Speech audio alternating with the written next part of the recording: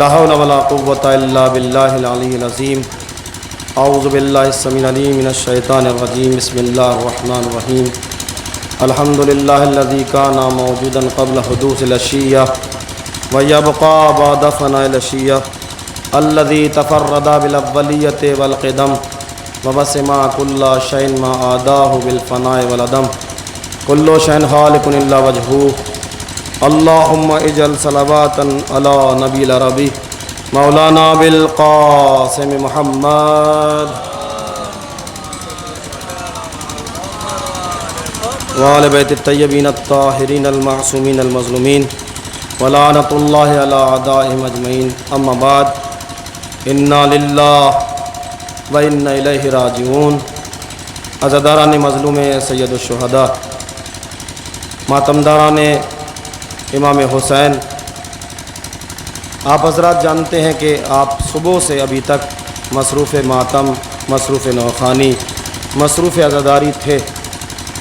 آپ حضرات یہ جانتے ہوں گے کہ آپ کے بدن پر اس وقت کیا کیفیت گزر رہی ہے، آپ کی جسمانی حالت کیا ہے، آپ کے آنکھوں پر اور آپ کے ذہن پر کتنی تھکاوٹ ہے، اس کا اندازہ آپ حضرات لگا سکتے ہیں۔ لیکن یہ اندازہ لگاتے لگاتے اتنا ضرور سوچئے گا کہ آپ صبح سے اب تک صرف مصروف ماتم ہیں تو آپ کی یہ کیفیت ہے، لیکن وہ قافلہ جو کربلا سے کوفہ اور کوفہ سے شام لے جایا گیا ہے، برہنہ اونٹوں کی پشتوں پر بیویاں سوار کی گئی تھیں، ان کی کیا کیفیت ہوگی اس کا اندازہ آپ بخوبی لگا سکتے ہیں۔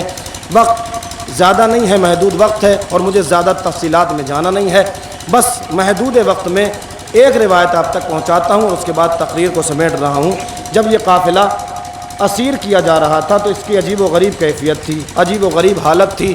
شمر ریسمان ستم لے کر آگے بڑھ رہا تھا، بیویاں پیچھے ہٹ رہی تھیں۔ شمر نے نظر کو دوڑایا اور دوڑانے کے بعد اس کی نظر ایک بچی پر ٹھہر گئی۔ اس نے سوچا کہ بچی کو قید کر لوں تاکہ بیویاں آسانی سے قید ہو جائیں گی۔ شمر آگے بڑھتا رہا، بچی پیچھے ہٹتی رہی۔ جب آگے بڑھتا رہا، بچی پیچھے ہٹتی رہی۔ ایک بھائی بہن کا منظر دیکھ رہا تھا، تڑپ کے آواز دیتا ہے، شمر سکینہ مر سکتی ہے لیکن تیرے ہاتھ سے قید نہیں ہو سکتی، اس لیے کہ یہ اس گھر میں پروان چڑھی ہے کہ جہاں سے پردے کا رواج قائم ہوا ہے۔ یہ اس گھر میں پروان چڑھی ہے کہ جہاں سے پردے کا رواج چلا ہے، جہاں سے پردے کا چلن قائم ہوا ہے۔ اگر تجھے قید کرنا ہے تو لا ریسمان مجھے دے دے، میں خود قید کیے دیتا ہوں۔ آپ انصاف کرو، کلیجے پر ہاتھ رکھ کے سوچنا، آپ کی بہنیں بھی ہوں گی، آپ کے بچے بھی ہوں گے، آپ کے چھوٹے بہن بھائی بھی ہوں گے۔ ایک بھائی نے جب اپنی بہن کو اسیر کیا ہوگا تو سجاد کے کلیجے پر کیا گزری ہوگی، بیویوں پر کیا گزری ہوگی، رباب پر کیا گزری ہوگی۔ بہن کو بھائی نے اسیر کیا، اور قصرے کے بعد جب یہ قافلہ چلا ہے تو ایک رسن 12 گلے، اور 12 گلوں میں کتنی کم سن بچی کہ جس کے پیر زمین پر نہیں ٹکتے تھے۔ کربلا سے ہوتا ہوا کوفے کی بازار میں آیا، اور کوفے کے بازار میں آنے کے بعد جب بازار میں قافلہ روکا گیا ہے نا تو کچھ بچے کھیل رہے تھے۔ آپ نے روایت شام کی سنی ہے، کوفے کی روایت سن لیجئے گا۔ بچے کھیل رہے تھے، حاکم وقت نے حکم دیا، اے بچوں پتھروں کو اٹھاؤ اور اٹھانے کے بعد جو سر نو کے نیزہ پر ہیں ان پر مارنا شروع کرو۔ بچوں نے حاکم کا حکم سنا، پتھروں کو اٹھایا اور اٹھانے کے بعد سروں پر مارنا شروع کیا۔ صاحبان اولاد ہیں، حسین کے ماننے والے ہیں، کبھی گھٹ کے نہ رونا اور کبھی گریے میں کنجوسی نہ کرنا۔ ان پتھروں کو سروں پر مارنا شروع کرو جو نیزوں پر بلند ہیں۔ بچوں نے حکم حاکم سنا، پتھروں کو اٹھایا اور سروں پر مارنا شروع کیا۔ اسی میں ایک بچہ کھیل رہا تھا کہ جس نے پتھر اٹھایا، ارادہ یہ تھا کہ اس سر پر مارے جو سب سے بلندی پر ہے۔ ابھی مارنا ہی چاہتا تھا کہ برابر کے سر سے آواز آئی، میرے لال سب ایسا کرے تم نہ کرنا، میرے لال سب ایسا کرے، گھٹ کے نہ رونا، جتنا جی چاہے رو لیں، اگر زندہ رہے تو یہ غم نصیب ہوگا ورنہ یہ آخری ماتم ہے اور آخری فرش عزا ہے۔ میرے لال سب ایسا کرے تم نہ کرنا۔ جیسے بچے نے آواز کو سنا، ہاتھ کانپا، بدن کپ کپایا، تھرتھراہٹ پیدا ہوئی، پتھر گر گیا، اور گرنے کے بعد بچہ تیزی سے گھر کی طرف دوڑا، ماں کے پہلو میں جا کر بیٹھ گیا، اور بیٹھنے کے بعد آواز دیتا ہے، اماں بازار کوفہ میں ایک قافلہ آیا ہوا ہے جس کی کیفیت یہ ہے، ایک رسن ہے، 12 گلے ہیں، اور ان 12 گلوں میں کچھ ایسی بیویاں ہیں کہ جن کے سروں پر ردائیں نہیں ہیں، ان میں 2 بچے ایسے ہیں کہ جن کے پاؤں زمین پر نہیں ٹکتے ہیں، اماں کچھ نیزے ہیں، نیزوں پر سر بلند ہیں۔ اماں جب یہ قافلہ بازار میں آیا تو حاکم نے حکم دیا، پتھروں کو کو اٹھاؤ اور سروں پر مارنا شروع کرو۔ بچوں نے پتھروں کو اٹھایا، سروں پر مارنا شروع کیا۔ میں نے بھی ایک پتھر اٹھایا، میرا ارادہ یہ تھا کہ اس سر پر ماروں جو سب سے بلندی پر تھا۔ اما میں مارنا ہی چاہتا تھا، برابر میں ایک سر تھا، اس سے آواز آئی، میرے لال ایسا نہ کرو، تمہارا شیوا نہیں ہے کہ تم ایسا کرو۔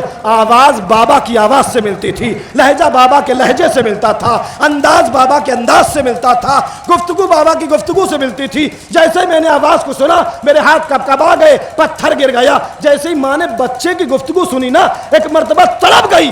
حالات متغیر تھے، بچے کے رنگ اڑے ہوئے تھے، چہرہ کا رنگ متغیر تھا، حالات پریدہ تھے۔ ایک مرتبہ ماں کہتی ہے میرے لال جا اور جا کے معلوم کر یہ قافلہ کس کا ہے اور کہاں سے آیا ہے۔ اگر یہ کربلا سے آئے ہوں گے تو تیرے بابا کی ضرور کوئی اطلاع ہوگی، تیرے بابا کی ضرور کوئی خبر ہوگی۔ بچہ ماں کے پہلو سے اٹھا۔ صاحبان اولاد ہیں، کلیجے پر ہاتھ رکھیے گا، جملے سنیے گا، 10 منٹ کے اندر میں تمام کر رہا ہوں۔ بچہ ماں کے پہلو سے اٹھا اور اٹھنے کے بعد تیزی سے بازار کی طرف دوڑا۔ بازار میں آنے کے بعد ایک ضعیف کے پاس کھڑا ہو گیا، ہاتھوں کو جوڑا، اے ضعیف، اے بزرگوار، یہ بتاؤ کہ یہ قافلہ کس کا ہے اور کہاں سے آیا ہے؟ بچے نے جیسے ہی سوال کیا، ضعیف نے سر کو جھکا کے انگلی کا اشارہ کیا، وہ دیکھ جس کی ہاتھوں میں ہتکڑیاں، پیروں میں بیڑیاں، گلے میں توق ہے، اس سے جا کے معلوم کر، وہ سب کچھ بتا دے گا۔ بچہ نن قدم بڑھاتا ہوا سید سجاد کے قریب ٹھہرا اور ٹھہرنے کے بعد ہاتھوں کو جوڑا۔ قیدی یہ بتاؤ تم کون ہو اور کہاں سے آئے ہو؟ بچے نے جیسے ہی سوال کیا، سجاد نے سر کو اٹھایا، میرے لال کربلا سے یہاں تک کوئی ہمارا حسب و نسب معلوم کرنے والا نہ ملا۔ تم کون ہو جو ہمارا نام و نشان معلوم کر رہے ہو؟ تم کون ہو جو ہمارا حسب و نسب معلوم کر رہے ہو؟ بچے نے جیسے سجاد کا سوال سنا، تڑپ کے آواز دیتا ہے، اے قیدی میرا مطلب کوئی اور نہیں ہے، اگر تمہارا آنا کربلا سے آیا ہوا ہوگا نا تو میرے بابا کی کوئی خبر ہوگی، میرے بابا کی کوئی اطلاع ہوگی۔ جیسے ہی بچے کا جواب سنا، سجاد نے پلٹ کے سوال کر لیا، میرے لال کس کے لخت جگر ہو، کس کے نور نظر ہو، کس کے چشم و چراغ ہو، کس کے گھر کی نشانی ہو؟ سجاد نے سوال کیا، بچے نے سر کو اٹھایا، اے قیدی اگر پوچھتا ہے تو سن، میرا نام محمد ہے، میرے باپ کا نام حبیب ہے۔ حبیب کا نام سنا، سجاد تڑپ گئے، زنجیر بندے ہاتھوں سے۔ ایک مرتبہ بچے کو اٹھایا، اٹھانے کے بعد کلیجے سے لگایا، لگانے کے بعد ایک جملہ کہا، میرے لال آج کے بعد اپنے باپ کو یاد نہ کرنا، آج کے بعد اپنے باپ کو یاد نہ کرنا۔ بچے نے انگڑائی لی، سجاد کی آغوش سے چھٹا، اے قیدی کیسی باتیں کرتے ہو؟ میرا باپ پردیس گیا ہوا ہے، میرا باپ مسافرت پہ ہے اور تم ایسی باتیں کرتے ہو۔ سجاد نے دوبارہ کہا، میرے لال آج کے بعد یاد نہ کرنا۔ کہا کیوں یاد نہ کروں؟ کہا وہ نوکے نیزہ پر تمہارے بابا کا سر۔ جیسے ہی بچے نے سنا، سجاد کے پاس سے چلا، ماں کے قریب گیا، اماں بازار میں بابا آئے ہوئے ہیں، بازار میں بابا آئے ہوئے ہیں۔ جیسے بچے کا سوال سنا، مومنہ تڑپ گئی، پردے کا اہتمام کیا، تیزی سے بازار کی طرف دوڑی اور جب بازار کے قریب آئی نا، سر حبیب کی نظر ایک مرتبہ مومنہ پہ پڑی۔ سر حبیب سے آواز آئی، مومنہ جس کے گھر سے پردے کا رواج چلا وہ بے مقنع چادر تو پردہ کر کے آتی ہے۔ جیسے ہی مومنہ نے سنا، سر و سینہ پیٹا، واہ غربتا، واہ حسینہ، واہ مظلومہ، واہ مصیبتا، انا للہ و انا الیہ راجعون۔ بار الہ تجھے واسطہ ہے محمد و آل محمد کا، ان حوازوں پر رحمت نازل فرما۔ بار الہ اسیران کربلا کا واسطہ، زینب کی لٹی ہوئی چادر کا واسطہ، ہماری ماں بہنوں کے پردے کو برقرار رکھ، اکبر کے چھدے ہوئے سینے کا واسطہ، ہمارے جوانوں میں جذبہ دین کو بیدار فرما۔ میرا معبود تجھے گلوئے اصغر کا واسطہ، یہ جو بچے بیٹھے ہوئے ہیں ان کے ماں باپ کو صحیح تربیت کرنے کی توفیق عنایت فرما۔ بار الہ سکینہ کی یتیمی کا واسطہ، ہمارے بزرگوں کے سائے کو ہمارے سروں پر برقرار رکھ۔